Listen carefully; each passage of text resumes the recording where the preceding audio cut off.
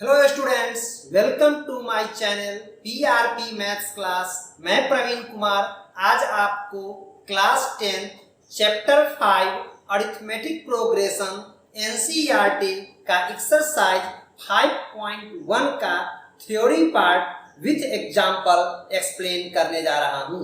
आज यह chapter start हो रहा है और कोई भी चैप्टर को समझने के लिए उसके स्टार्टिंग से समझना बहुत इम्पोर्टेंट होता है और इस चैप्टर का एक 1 बाय 1 प्रत्येक टॉपिक को पार्ट वाइज एक्सप्लेन करूंगा।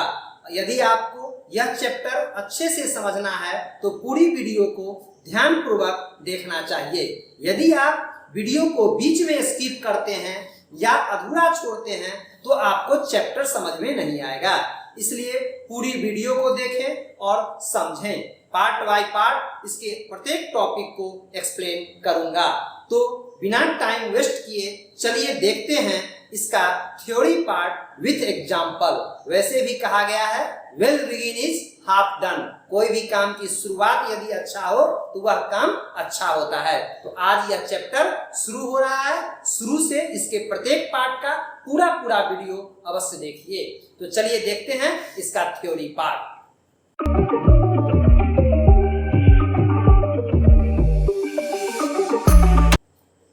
आज आप लोगों को class 10 chapter 5 arithmetic progression NCERT का एक्सरसाइज 5.1 पार्ट 1 का थ्योरी एक्सप्लेन कर रहे हैं।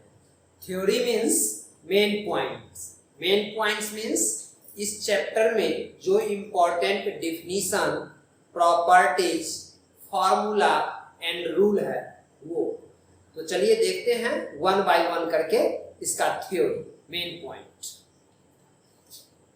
Number 1, arithmetic progression. चैप्टर का नाम है अरिथमेटिक प्रोग्रेशन। तो स्वाभाविक है कि मन में क्वेश्चन होगा कि what is an arithmetic progression, कि अरिथमेटिक प्रोग्रेशन क्या है। तो देखिए कि अरिथमेटिक प्रोग्रेशन क्या है।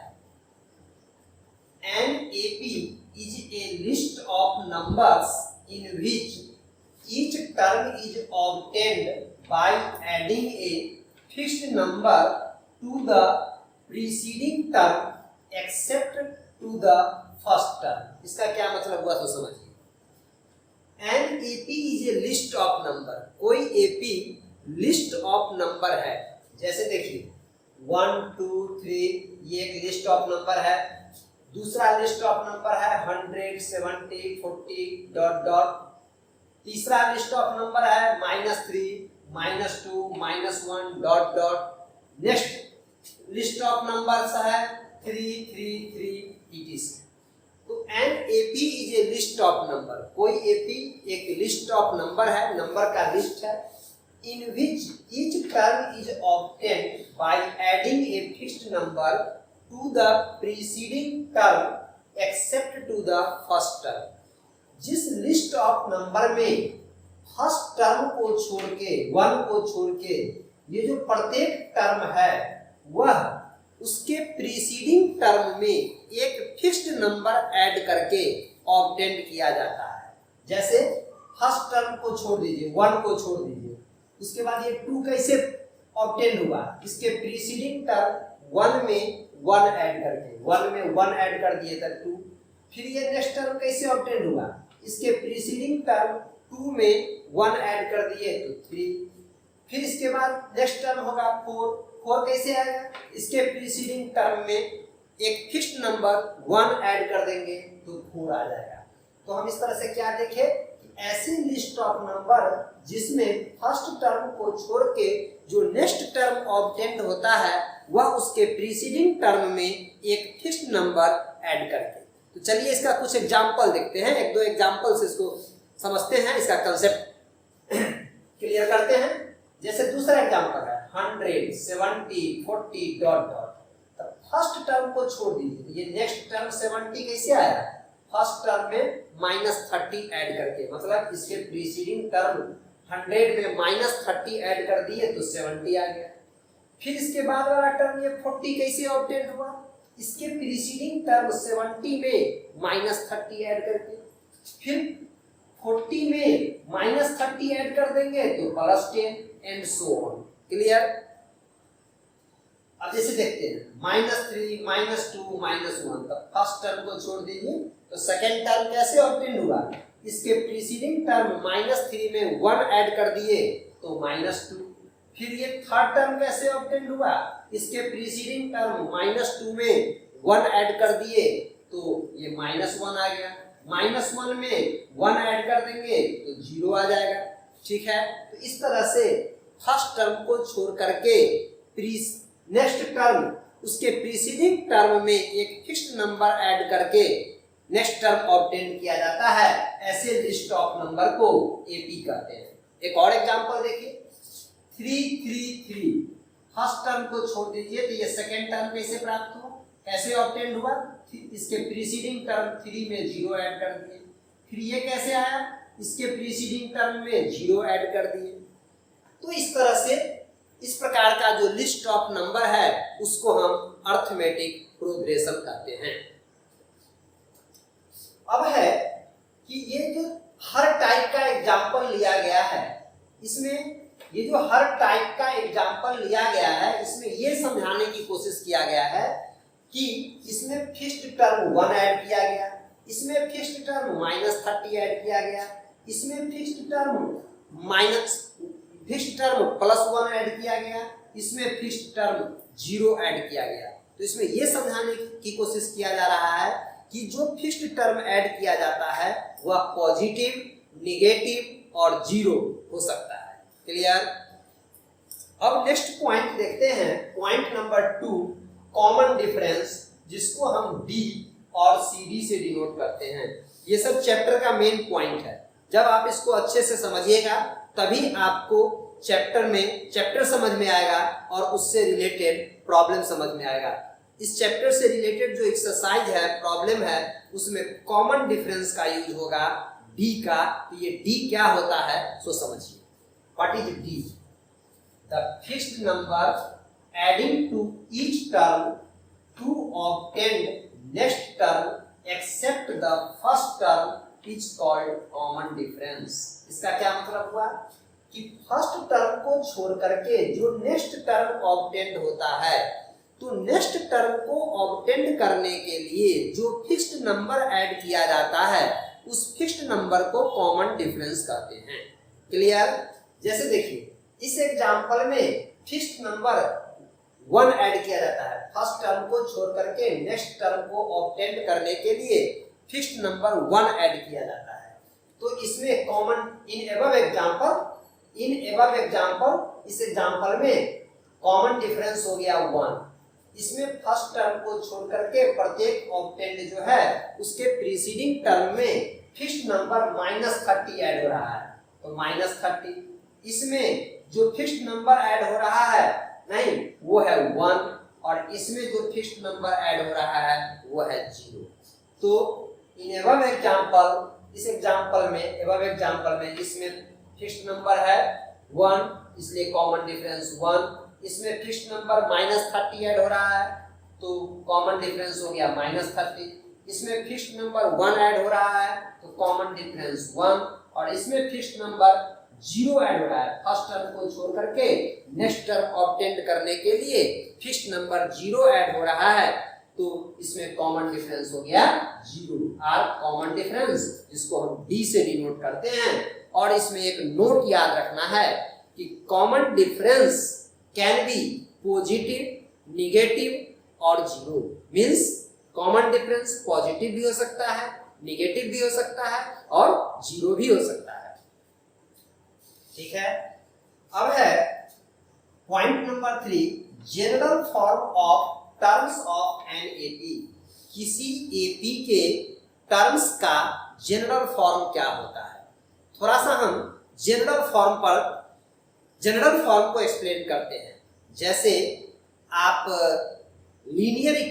Pair of linear equation in 2 variable पढ़े होइएगा, तो उसका जनरल फॉर्म है a1x + b1y + c1 = 0 and a2x + b2y + c2 = 0, where a1, a2, b1, b2, c1, c2 are real numbers and a1 b1 and a2 b2 are not equal to 0।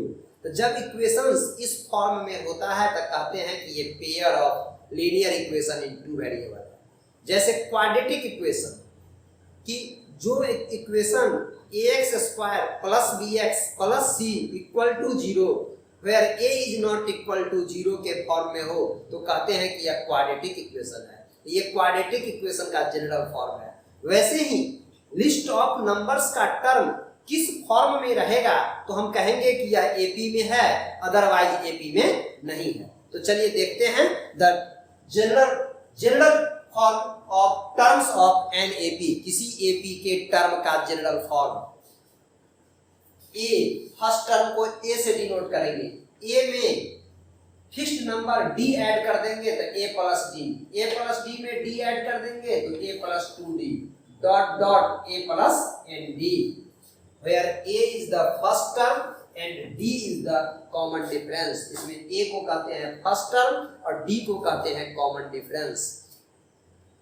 पूरी video को ध्यान पूर्वक देखना है और समझना है, तभी चैप्टर का पूरा कंसेप्ट क्लियर होगा, अदरवाइज नहीं होगा। बच्चे कहते हैं कि सर एपी भारी है या ये चैप्टर भारी है। कोई चैप्टर भारी नहीं है। हर चैप्टर को पढ़ने का एक सही तरीका है।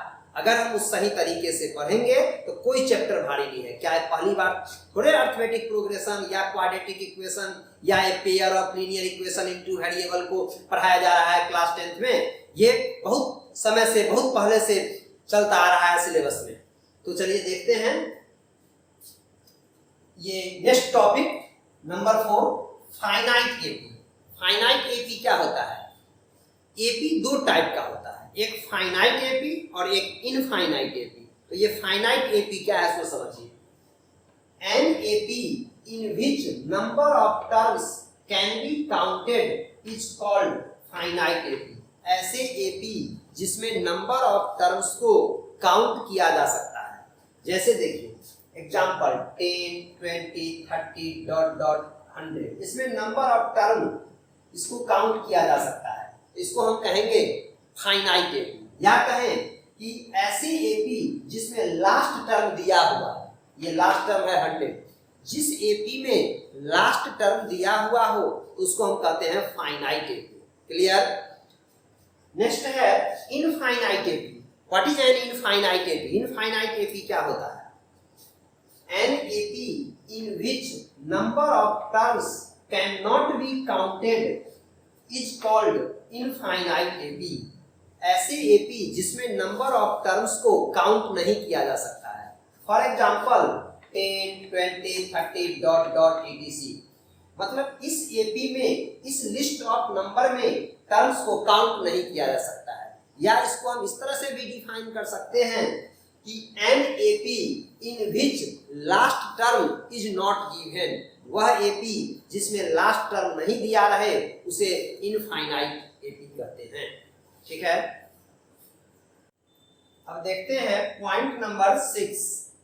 The terms of N AP is denoted by a1, a2, a3 dot dot an। Means किसी एपी के टर्म्स को हम a1, a2, a3 dot dot an से रिप्रेजेंट करते हैं। an को लास्ट टर्म बोलते हैं। ठीक है, जैसे ये AP है 1, 3/2, 1/2, -1/2, -3/2। तो फर्स्ट टर्म को a1 से, सेकेंड टर्म को a2 से, थर्ड टर्म को a3 से, फोर्थ टर्म को a4 से। तो एपी के टर्म को डिनोट करते हैं a1, a2, a3 dot dot an से। क्लियर? अब अगर आपको कोई लिस्ट ऑफ नंबर दे दे, यदि आपको कोई लिस्ट ऑफ नंबर दे दे और पूछे कि यह एपी में है या नहीं, तो उसको कैसे चेक करेंगे? इससे रिलेटेड एक्सरसाइज में क्वेश्चन भी है। पॉइंट नंबर 7 देखिए। A list of numbers is said to be A list of numbers is said to be in AP। कोई लिस्ट ऑफ नंबर्स AP में कहा जाता है। कब? जब A2 minus A1 equal to A3 minus A2 equal to A4 minus A3 equal to dot dot equal to an minus 1। जब किसी AP का terms a2 minus a1 equal to a3 minus a2 equal to a4 minus a3, consecutive terms का difference constant हो तो उसको हम कहेंगे कि यह लिस्ट ऑफ नंबर्स AP में है। इस दोनों पॉइंट को समझाने के लिए कुछ एग्जांपल्स लेते हैं और एग्जांपल में इसी एक्सरसाइज 5.1 का solve example number 1 and 2 solve कर रहे हैं। तो चलिए देखते हैं सॉल्व एग्जांपल भी थ्योरी पार्ट के अंतर्गत ही आता है। सॉल्व एग्जांपल समझने से आपका डाउट क्लियर होता है और कंसेप्ट क्लियर होता है। इस पर आप एक्सरसाइज 5.1 बना सकते हैं। तो देखिए क्वेश्चन नंबर 1 क्या है। एग्जांपल 1, फॉर द AP 3/2 1/2 -1/2 -3/2, ये इस AP के लिए write the first term A, first term को A से डिनोट करते हैं, एंड कॉमन डिफरेंस D, इस AP के लिए पहचानना है फर्स्ट टर्म और common difference. Solution, here A equal to 3/2, first term को A से डिनोट करते हैं, और common difference D equal to हो जाएगा second term minus first term, या कहें third term minus second term, या कहें fourth term minus third term.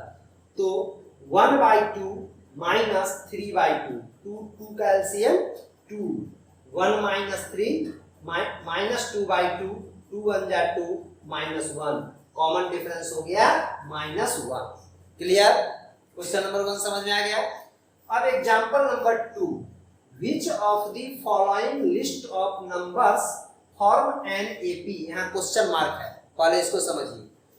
कुछ लिस्ट ऑफ नंबर दिया हुआ है 1 2 3 4, कुछ लिस्ट ऑफ नंबर दिया हुआ है और इसमें बताना है कि कौन सा लिस्ट ऑफ नंबर AP में है और कौन AP में नहीं है। एक क्वेश्चन यहाँ तक है।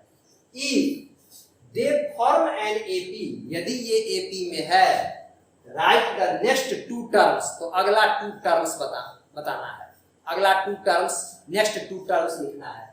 इस मेन पॉइंट से हम इस क्वेश्चन का जवाब दे सकते हैं। यही तो ये मेन पॉइंट है कि कोई लिस्ट ऑफ नंबर दिया रहेगा और पूछेगा कि वह AP में है या नहीं, तो क्या करेंगे। देखिए क्या करते हैं। सॉल्यूशन, फर्स्ट का सॉल्यूशन देखिए, ये फर्स्ट का सॉल्यूशन समझिए। हम क्या करेंगे, क्या है मेन पॉइंट कि list of numbers is said to be in AP, कोई भी लिस्ट ऑफ नंबर AP में है कब, इफ A2 माइनस A1। देखिए A2 क्या है, A2 है 10, A1 है 4, A2 minus A1, 10 minus 4 equal to 6, equal to A3 minus A2, A3 है 16 और A2 है 10, 16 minus 10 equal to 6, A4 minus A3, A4 है 22 और A3 है 16, तो 22 माइनस 16 इक्वल टू 6। हम क्या देखें कि A2 minus A1 equal to A3 minus A2 equal to A4 minus A3, ये तीनों 6 के इक्वल है। इसका मतलब ये AP में है। लिखेंगे hence the given list of numbers form an AP with common difference D equal to 6। इसका मतलब ये जो लिस्ट ऑफ नंबर है वो AP में है और इसका कॉमन डिफरेंस 6 है। कॉमन डिफरेंस का भी यही डिफिनीशन है कि ये जो प्रत्येक टर्म, फर्स्ट टर्म को छोड़ करके जो प्रत्येक टर्म ऑब्टेन किया जाता है उसके प्रीसीडिंग टर्म में एक फिक्स्ड नंबर ऐड करके, तो 4 में 6 ऐड कर देंगे 10, 10 में 6 ऐड कर देंगे 16, 16 में 6 ऐड कर देंगे 22। तो चलिए हम देख लिए common difference D equal to 6 निकल गया। अब क्या कर रहा है, अब कह रहा है कि राइट द नेक्स्ट 2 टर्म्स। अब हमको अगला 2 टर्म्स निकालना है, तो 22 के बाद कौन सा टर्म हो जाएगा, and the next 2 terms are 22 plus 6 28, and 28 plus 6 34। तो इस तरह से हम चैप्टर 5 एक्सरसाइज 5.1 का आज थ्योरी पार्ट देख लिए। अब इस पर आप एक्सरसाइज 5.1 बना सकते हैं। नेक्स्ट वीडियो में हम नेक्स्ट टॉपिक एक्सप्लेन करेंगे। यदि वीडियो अच्छी लगी हो तो वीडियो को लाइक करें, और यदि आप इस चैनल पे नए हो तो चैनल को सब्सक्राइब करें और वीडियो को ज़्यादा से ज़्यादा शेयर करें। तो आज के लिए इतना ही। Thank you.